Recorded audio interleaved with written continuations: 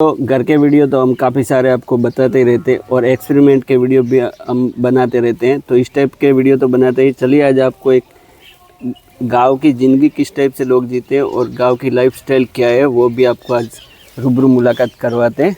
तो चलिए, ये भाई फार्मर है, ये पूरे घर है वो खेत में बना हुआ है। तो खेतीबाड़ी के साथ साथ में पशुपालन का भी करते हैं। तो चलिए आपको पशुपालन का भी थोड़ा बहुत दिखा देते हैं, फिर इसके बारे में आपको डिटेल में बताएंगे कि ये किस टाइप से पूरा पशुपालन का काम करते हैं। तो आपका शुभ नाम क्या है? चौधरी ईश्वर भाई। चौधरी ईश्वर भाई इनका नाम है। उत्तर गुजरात के अंदर ये गांव पड़ता है। उत्तर गुजरात के अंदर लास्ट बाउंड्री पे ये गांव है। और इसके बाद जैसे आगे लगभग 100 फीट आगे जाएंगे तो राजस्थान स्टार्ट हो जाएगा। ये इनके पशुपालन वगैरह बांधे हुए हैं तो वो भी आपको दिखा देते हैं। ईश्वर भाई, कितनी आपके पास भैंसे हैं? हमारे पास भैंसे 10-12 है। 10 से 12 भैंसे हैं। और गाय कितनी है? गाय 15 है। 15 गाय है और 10-12 भैंसे हैं। टोटल कितना दूध आप भरवाते हैं? Total 95 litre.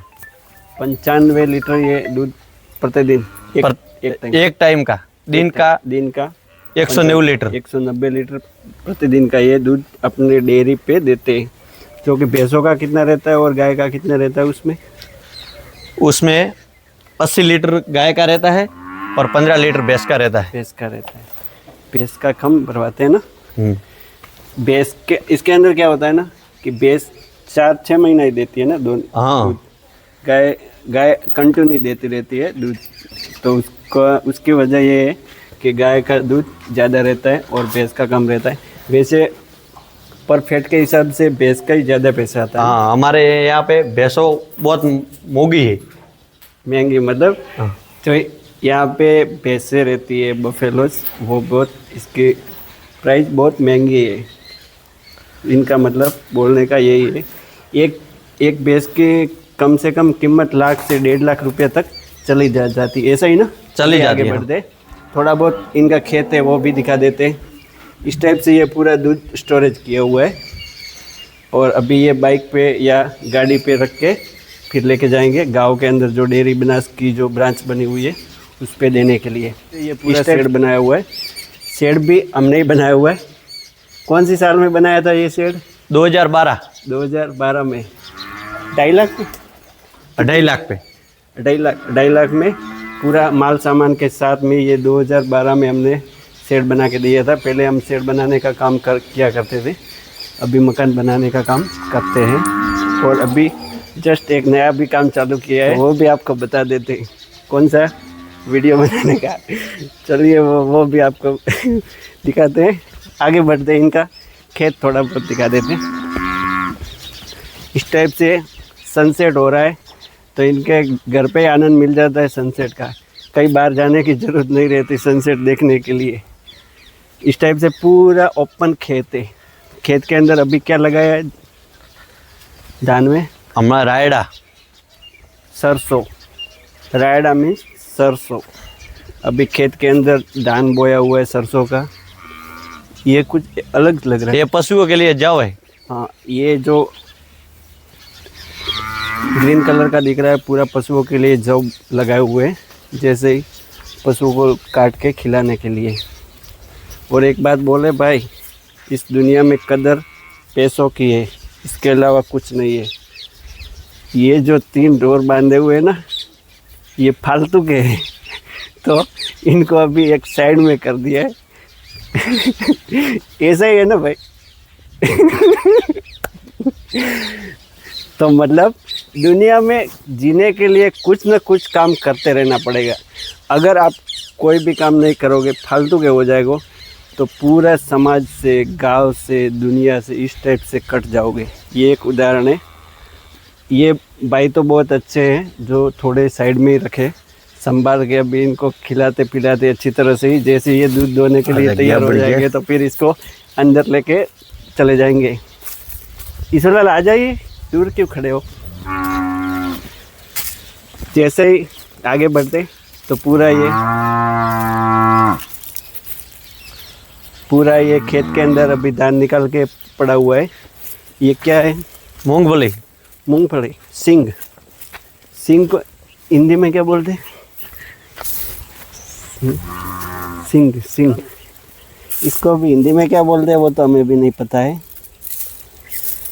अभी बारिश का मौसम चल रहा था तो थोड़ी बहुत इसके ऊपर बारिश हो गई है, इस वजह से थोड़ी फसल ख़राब भी हुई है, मगर इतनी भी ख़राब नहीं हुई कि इसको बार डालनी पड़े।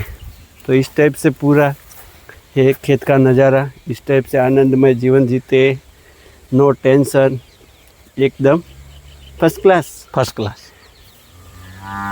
इनके एक महीने की इनकम कितनी होगी वो भी आपको बता देते। घर है तो रेंट का कोई लफड़ा नहीं रहता है, रेंट किसी को नहीं देना पड़ता, नहीं, क्योंकि घर का घर है, खुद का खेत है, अपना ही है, अपना खुद के मालिक है, तो किसी को रेंट तो देना नहीं पड़ता। फिर और बच्चों के लिए स्कूल फीस भी नहीं देनी पड़ती, क्योंकि गवर्नमेंट ने एकदम बढ़िया सुविधा दी हुई है शिक्षा के लिए। ऐसा ही है ना? शिक्षा के लिए। हाँ, गांव में सरकारी स्कूल है ना? हाँ, एक नंबर सरकारी स्कूल है। कभी मौका मिला तो वो भी आपको दिखाएंगे, काफ़ी बढ़िया बनाई हुई है। और दूसरी रही बात, देखो सब्जी चाहिए, फिर सब्जी खेत पे लगा लेते हैं।